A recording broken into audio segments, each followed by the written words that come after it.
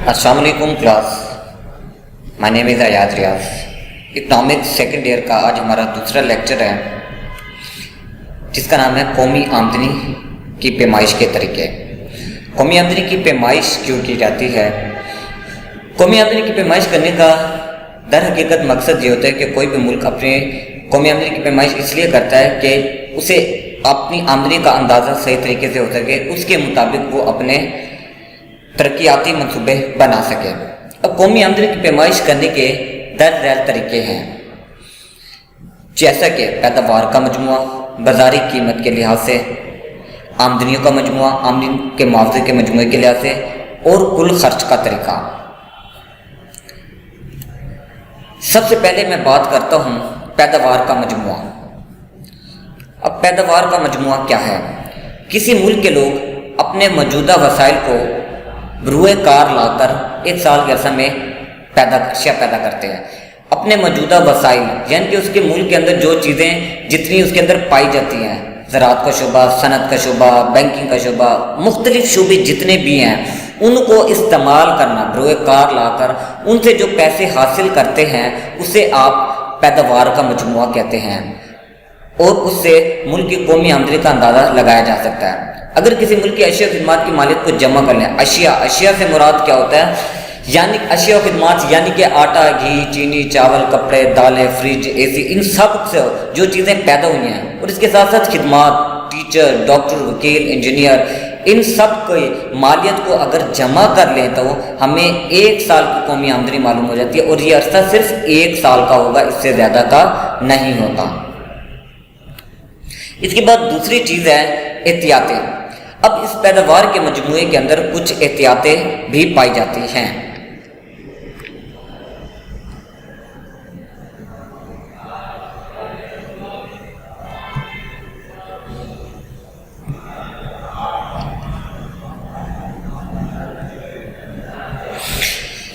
इसकी एहतियातें कुछ यूँ हैं कि कौमी आमदनी का तखमीना लगाते वक्त इस बात का ख़ास तौर पर मद्देनज़र रखा जाता है कि अदाद शुमार बिल्कुल सही हों, ताकि कौमी आमदनी का तखमीना, कौमी आमदनी का अंदाज़ा गलत ना हो, यानी कि जितनी चीज़ें पैदा की गई हैं उतनी ही बताई जाएं। अदाद शुमार बिल्कुल सही होने चाहिए, क्योंकि इन अदाद शुमार की बदौलत ही गवर्नमेंट क्या करती है, अपनी माशी तरक्की के मंसूबे बनाती है। हुकूमत को जितनी अपनी आमदनी का सही पता होगा, हुकूमत उतने अच्छे तरीके से अपने मंसूबे बना सकेगी। अगर गवर्नमेंट को आमदनी का पता ही ना होगा तो वो अपने तरक्याती मंसूबे भी नहीं बना सकेगी। तो एहतियात बहुत ज़रूरी है कौमी आमदनी की पैमाइश में, पैदावार के मजमूए में, और वो है अदाद शुमार का बिल्कुल सही होना।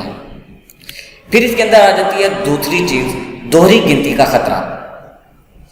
पैदावार का मजमूए में दोहरी गिनती के ख़तरे से बचा जाता है कि दोहरी गिनती का मतलब ये है कि किसी शय को एक से ज़्यादा बार गिना ना जाए। मसलन आप एक दफ़ा कपास को गिन लेते हैं, फिर उस कपास से बने हुए धागे को, फिर उससे बने हुए कपड़े को भी गिन लेते हैं। आपने पहले कपास को काउंट किया, फिर उसी से बने हुए धागे को, उसे भी काउंट कर लिया, फिर धागे से बने हुए कपड़े को भी काउंट कर लिया। तो इसका मतलब यह है कि आपने सबसे पहले कपास को तो काउंट किया था, उससे बने हुए धागे को जब आपने काउंट किया तो आपने कपास को दोबारा काउंट कर लिया है। क्यों? क्योंकि धागा भी तो कपास से बनता है, कपड़ा भी कपास से बनता है। तो एक ही चीज़ से बनी हुई बात दूसरी चीज़ों को काउंट नहीं करना चाहिए। तो दोहरी गिनती से बचने का तरीका कार ये है कि किसी शय की या तो पहली शक्ल को शामिल किया जाए या तो उसकी आखिरी शक्ल को शामिल किया जाए। तो इस तरीके से कौमी आमदनी का तखमीना गलत हो जाता है और हुकूमत अपने तरक्याती मंसूबे नहीं बना सकती। तो दोहरी गिनती से बचना बहुत ज़्यादा ज़रूरी होता है। इसके बाद है आमदनियों का मजमुआ या आमदनी के मुआवजों का मजमुआ। आमदनी पैदाइश के मुआवजों का मजमुआ। सबसे पहले हम बात करते हैं आमदनी पैदाइश का, कि आमदनी पैदाइश क्या है।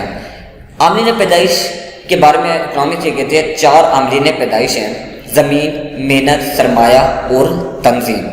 ये चारों चीज़ें ना हो तो कोई चीज़ पैदा नहीं हो सकती और किसी भी मुल्क की मईशत नहीं चल सकती।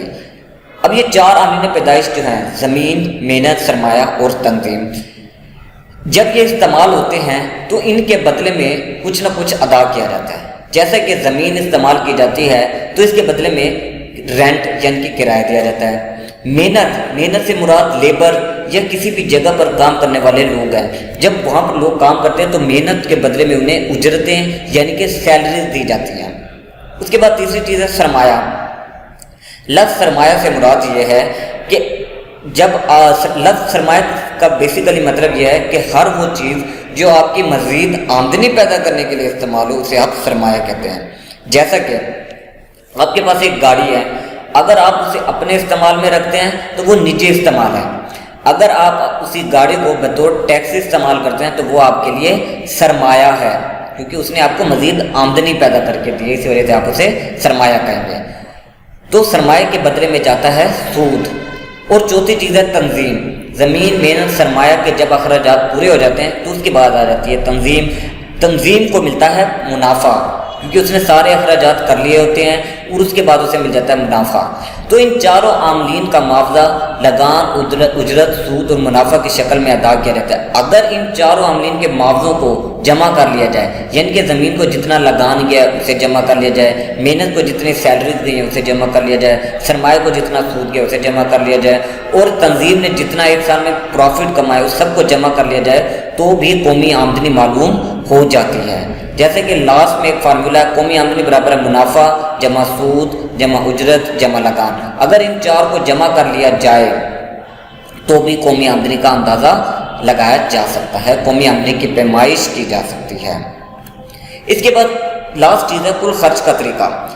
کل خرچ کا طریقہ، اس طریقے کے تحت ایک سال کے عرصہ میں پیدا ہونے والے اشیاء خدمات کی خریداری پر ہونے والے کل اخراجات کو جمع کر دیا جاتا ہے۔ جیسے کہ ایک سال میں بہت ساری اشیاء پیدا ہوتی ہیں، ان اشیاء کی پیدائش پر، ان اشیاء کو پیدا کرنے پر جو اخراجات آتے ہیں انہیں اگر جمع کر لیا جائے تو کل خرچ کا طریقہ معلوم ہو جاتا ہے۔ جیسے کہ ایک ملک میں بہت ساری چیزیں پیدا ہوئی، آٹا ہوا، گھی ہوئی، چینی ہوئی، ان سب کو پیدا کرنے کے اوپر جو اخراجات آتے ہیں ان اخراجات کو معلوم کر لیا جائے تو بھی ہمیں قومی آمدنی کی پیمائش کی جا سکتی ہے۔ لیکن اس کے اندر کچھ چیزیں ہیں، وہ ہے سرمایہ کی فرسودگی الاؤنس۔ اب فرسودگی الاؤنس کا کیا مطلب ہے؟ پچھلے لیکچر میں نے آپ کو یہ بتایا کہ فرسودگی الاؤنس کا مطلب یہ ہے کہ کوئی بھی کاروباری انسان جب کوئی کاروبار شروع کرتا ہے تو اس نے اپنے کاروبار پہ ایک مشین لگائی، اب وہ مشین پورا سال چلتی ہے، چلنے کے بعد وہ ٹوٹ اور گھساؤ کا شکار ہو جاتی ہے، خراب ہو جاتی ہے۔ اب اس کی خرابی پر، اس کو مرمت کروانے پر، اس کی ریپیئرنگ پر جو اخراجات آتے ہیں اسے آپ فرسودگی الاؤنس کہا جاتا ہے، فرسودگی کے اخراجات کہا جاتا ہے۔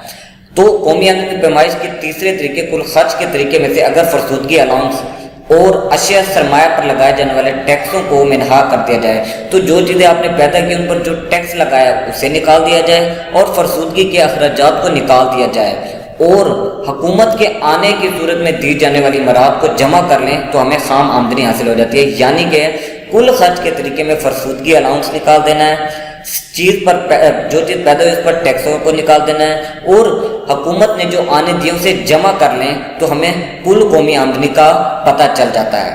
اب میں نے ابھی بات کی تھی حکومت کے آنے، اب آنے سے مراد کیا ہے؟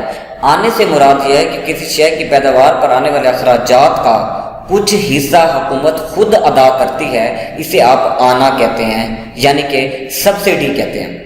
مثال کے طور پر ایک حکومت کسانوں کو سبسڈی دیتی ہے۔ حکومت نے ایسا کیا کہ کھاد بنانے والی فیکٹری کو کہا کہ کھاد کی بوری 2500 روپے کے بجائے آپ 2000 روپے میں فروخت کریں، باقی کے جو 500 روپے ہوں گے وہ آپ کسانوں سے نہیں لیں گے بلکہ ہم آپ کو پے کریں گے، حکومت اپنی جیب سے پے کرے گی۔ وہ جو 500 روپے کی سہولت ہے جو حکومت نے دی ہے وہ کیا کہلاتی ہے؟ آنا۔ تو آنے کو اس کے اندر جمع کر لیا جائے تو ہمیں قومی آمدنی کی پیمائش کی جا سکتی ہے۔ قومی آمدنی کا فارمولہ، قومی آمدنی برابر ہے صرف جمع بچت۔ صرف جمع بچت کا مطلب یہ ہے کہ آپ کے ملک میں جتنے بھی اخراجات ہوتے ہیں ان کو اور آپ کے ملک میں جتنی بچتیں ہوئی ہیں ان کو آپس میں جمع کر لیا جائے تو قومی آمدنی کا پتہ چل جاتا ہے۔ یا اس کا ایک اور طریقہ کار ہے، قومی آمدنی برابر ہوتی ہے صرف جمع سرمایہ کاری۔ آپ کے ملک میں جتنے اخراجات ہوتے ہیں انہیں اور آپ کے ملک میں جتنی انویسٹمنٹ ہوئی ہے، جتنی سرمایہ کاری ہوئی ہے، ان دونوں کو آپس میں جمع کر لیا جائے تو بھی قومی آمدنی کا اندازہ لگایا جا سکتا ہے، قومی آمدنی کا ان کی پیمائش کی جا سکتی ہے۔ تو عزیز طلبہ، آج کے اس ٹاپک میں اگر آپ کو کسی بات کی کوئی سمجھ نہ آئی ہو تو آپ مجھ سے رابطہ کر سکتے ہیں اور مجھ سے پوچھ سکتے ہیں۔ بہت شکریہ، اللہ حافظ۔